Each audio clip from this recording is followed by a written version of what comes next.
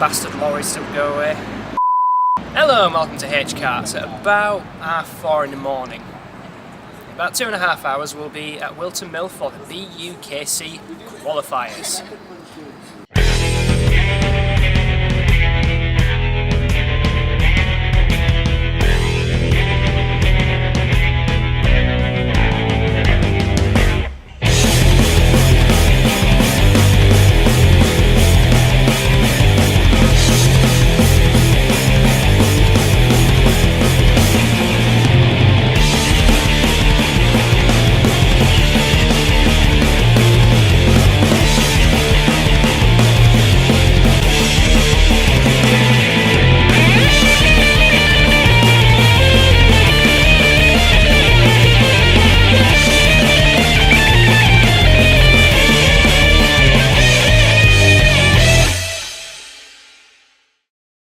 Well, we've arrived and it's still dark. Lovely.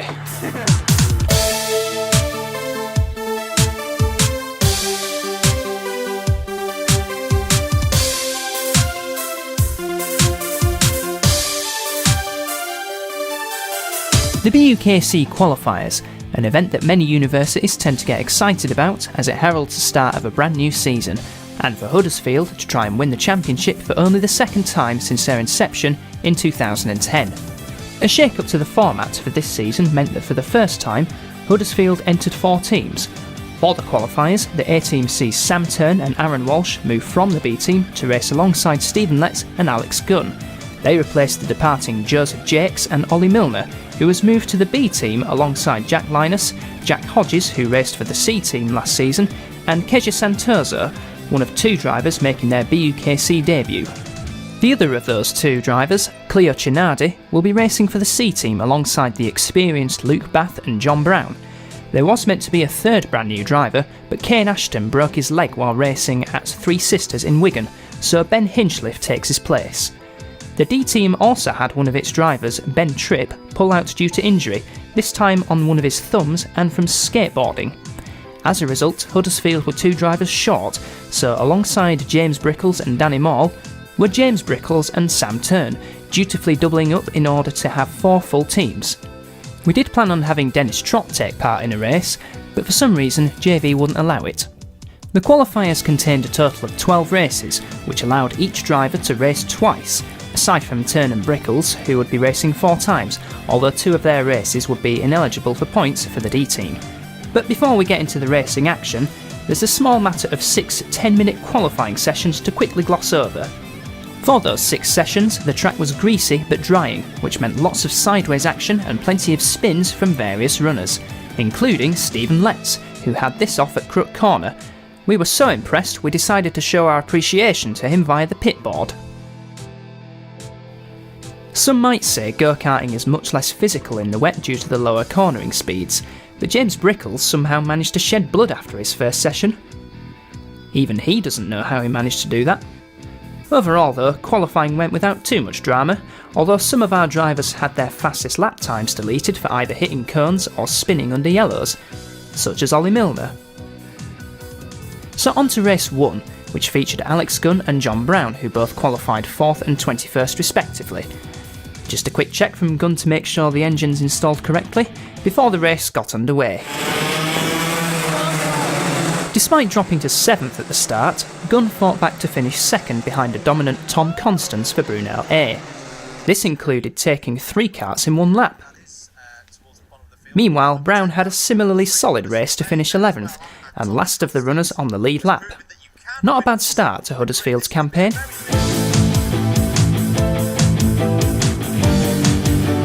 The second race featured all 4 teams, with Jack Linus highest of all in 9th, 1 place ahead of Aaron Walsh. By the start, the track had more or less dried out, but there were still a couple of damp patches around, and many drivers got caught out by this on the first lap, which allowed Linus to move into 2nd. Another driver who had a strong first lap was James Brickles, who went from 21st to 14th, despite converting his go-kart into a road sweeper at Christmas Corner. Somehow he didn't get a penalty for that. On the 5th lap, Linus caught and passed Northumbria B's Andy Dawson for the lead going into the boot, but it wouldn't be a simple lead as he picked up a 5-second cone penalty. probably because of Brickles, who at this point had moved up into 11th just behind Walsh. Then Brickles decided to get a bit cocky. He had a go at Walsh going into the boot and made it work. For 1.5 corners. Meanwhile, in the lead, Linus was trying to build up enough of a gap to offset his penalty, and on lap 20, he set a storming lap to be more than 5 seconds ahead of Northumbria B. With some efficient traffic management, he brilliantly won race 2, and he was more than hopeful that Huddersfield could challenge for the championship. We got two really strong teams in the A and B team, and our C and D teams are both really strong as well. It's kind of like they're too strong almost. So yeah, I think it's a really good year for Huddersfield. As for the others, Walsh was 8th on the road but was demoted to 9th after picking up a cone penalty. Probably because of Brickles, who himself finished 11th on the road but was promoted to 10th post-race after Nottingham A's Chris Gristwood picked up a penalty. As for Cleo Chinardi, she had a terrific start to move from 34th to 21st, but then had an incident on lap 2 which dropped her to the back. With some very consistent lap times, she recovered to finish 26th.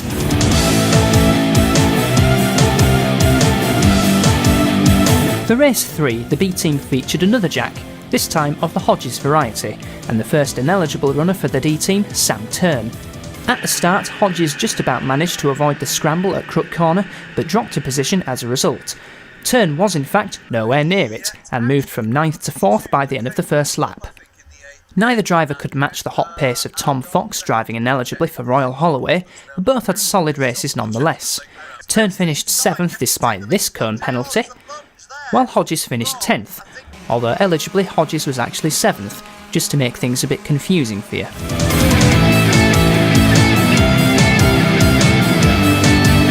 The B and D teams remained on track for race 4, which featured Keja Santoso and an ineligible James Brickles, hence why he doesn't look too bothered.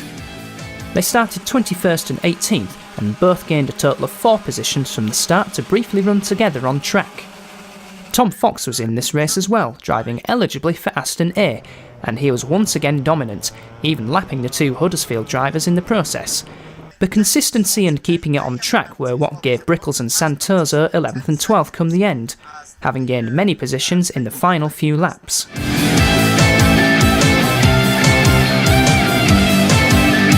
All 4 teams were out for race 5. Second on the grid was A team Stephen Letts, still smarting from his spin in qualifying. B team's Ollie Milner was 15th, having had his best lap deleted for an ABC. That's advantage by contact, not the start of the alphabet.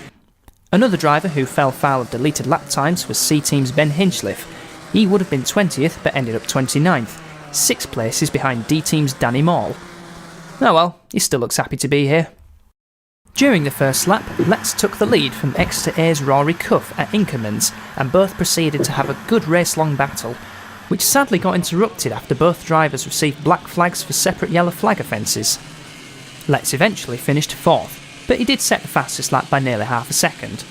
He was 2 places ahead of Milner, who had a great race charging his way up the order. Hinchliffe's race was also solid, especially under strict supervision from Sam Tern. He finished 16th, but Danny Maul had a chaotic race with multiple incidents and a black flag of his own on his way to 34th.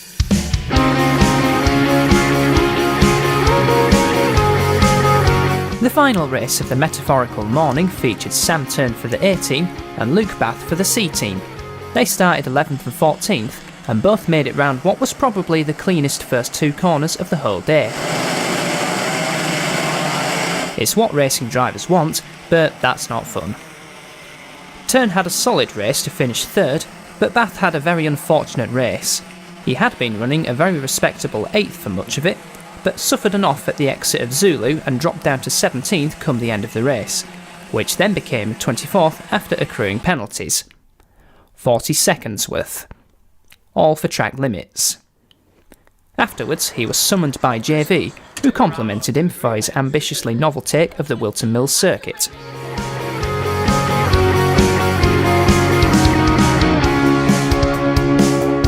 A 20-minute break followed while everyone gathered their thoughts and ate some lunch before the next 6 races.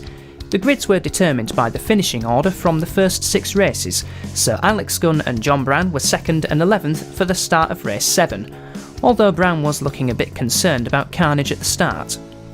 he needn't have worried, as race 7 started off fairly cleanly.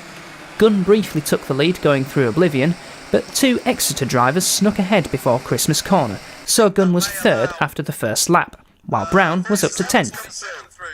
On lap 3, Gunn had a rather fraught tussle with Exeter A's Jarvis Devon, which dropped him to 6th. Having fought back up to 2nd, Gunn then had a half-spinner Inkermans on lap 20 and very nearly ruined his whole race, but luckily there was just enough momentum to rejoin and only lose 2 positions. Well, make that another 4 come the end, as he was penalised 10 seconds for an ABC bump and pass. Brown had another solid and somewhat lonely drive on his way to 12th.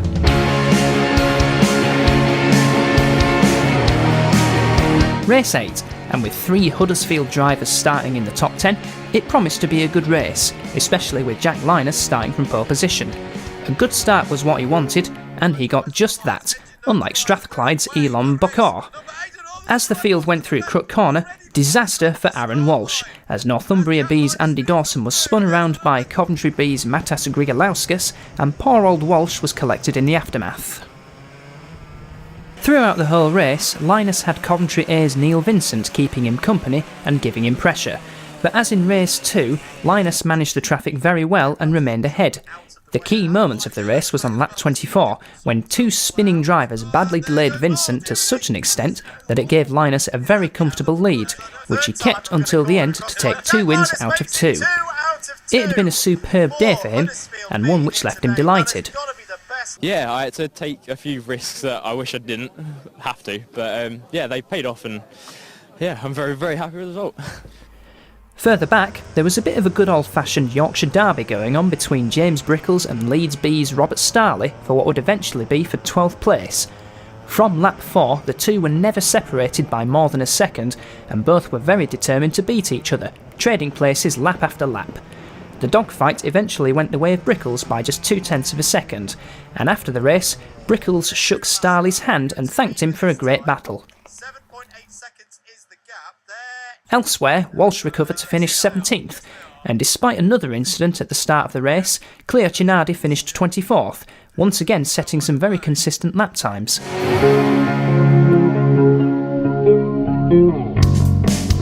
Next up were Jack Hodges and an ineligible Sam Turn for race 9. The first 2 corners went cleanly for both, which is more than could be said for Manchester B's Sam Markovic and a few others. As the leaders entered Inkermans, however, Turn was tagged onto the grass by Bristol A's Jack Lockhart-White, and then decided to appreciate the action for a bit. Amazingly, he managed to bump start his kart, but he had dropped down to 28th. Meanwhile, Jack Hodges was up to 7th after starting 10th on the grid, and spent much of the race dicing with Edinburgh A's Max Shepherd. With a few laps to go, Hodges powered ahead of Royal Holloway and Cranfield B to assume a very respectable 5th, which he kept until the end.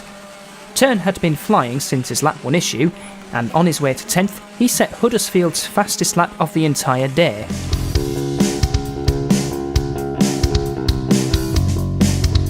The daylight had pretty much disappeared for race 10, but another external factor was also about to play its part. It had started raining during race 9, which left the track slightly greasy for the start. This time round, it didn't go very cleanly for James Brickles, who tangled with Brunel B's Helen Horner at Crook Corner.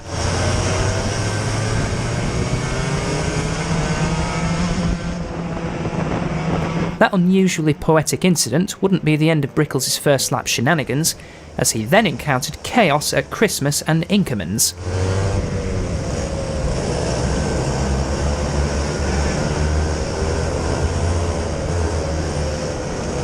He ended this first lap down in 22nd. The racing line dried up within the first few laps, which meant for some mostly representative lap times, and once again Keja Santoso was setting some very consistent times. Laps 6 through to 11 were all within half a second of each other. A reward at the end was 13th, while Brickles fought his way back to 16th, his worst position of the day, although he wasn't eligible for points in this race anyway.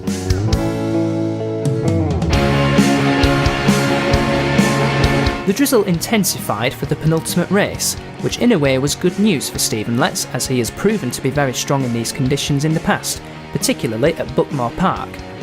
And indeed at the start, he had a flyer and took the lead going into Christmas Corner. A number of drivers spun off at Crook, but none of them were Huddersfield. That would come later on, when Ben Hinchliffe was tapped into a spin by what looked like Kingston B's Sam Wrighton. Apologies to Kingston if that's incorrect. Letts led the race, but had Exeter A's Rory Cuff and UWTSD Swansea A's Ben Gilbert keeping him company. Also, he had picked up a cone penalty. Probably because of Brickles. On lap 10, Letts lost the lead to Gilbert, but regained it 2 laps later, and then things got better for him as Gilbert was black flagged for 2 separate infringements. Letts had to keep pushing, however, as Cuff was still close behind. But it transpired that Cuff had picked up an ABC bump and pass penalty right at the beginning of the race, so rather than Letts losing a win, this actually promoted Ollie Milner up to second come the end of the race. Huddersfield had scored a fantastic 1-2 finish, which must have pleased Letts. No, I got 2 penalties. I couldn't really see a lot, to be honest, like as in nothing. I think it was a bit unlucky last year, but we're against some strong teams, you know, so. A post-race interview that even Nigel Mansell would struggle to top. Meanwhile, Ben Hinchliffe fought back from 34th to finish 17th on the road, but was then demoted to 19th after an ABC bump and pass penalty of his own. Danny Maul had a much cleaner race than his first one and finished in 22nd.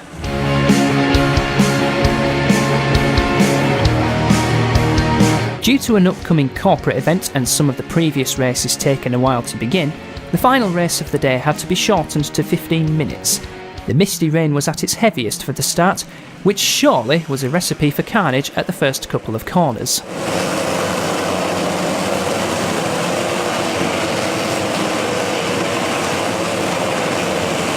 Well, that was anticlimactically well driven by everyone. Sam Turn had briefly moved up to second during the first lap, but was overtaken by Bristol A's Valery Novikov and then by an opportunistic Rory Gills for Southampton A. Turn spent the whole race embroiled in a 5-kart scrap for second place. He had started the last lap 6th, but moved up to 4th come the checkered flag. As for Luke Bath, he was keen for a confidence-boosting performance after what happened in race 6, and he achieved just that with what was actually a fine 16th in very treacherous conditions.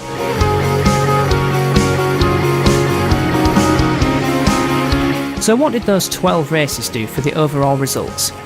Well, Brunel A won ahead of UWTSD Swansea A with 5 race wins between them, but 3rd and 4th were Huddersfield A and B, with 3 race wins between them, 2 from Jack Linus and 1 from Stephen Letts. Huddersfield C were 29th overall, which comfortably secured them a place in the Intermediates Championship, while mostly thanks to only having 2 eligible drivers at their disposal. Huddersfield D were 51st, and actually missed out on the intermediates. However, they have been placed on the reserves list, so hopefully they'll be able to enter some races. For finishing 3rd, Huddersfield A received a trophy for their efforts, and we were pleased to have 2 teams in the main championship once again. What did we do to celebrate? We went to McDonald's for tea. That concludes Huddersfield's coverage of the BUKC Qualifiers. Will we be able to challenge for championships this season? We'll certainly give it a good go. And as far as the BUKC is concerned, we shall see you in just less than 3 months' time at Buckmore Park.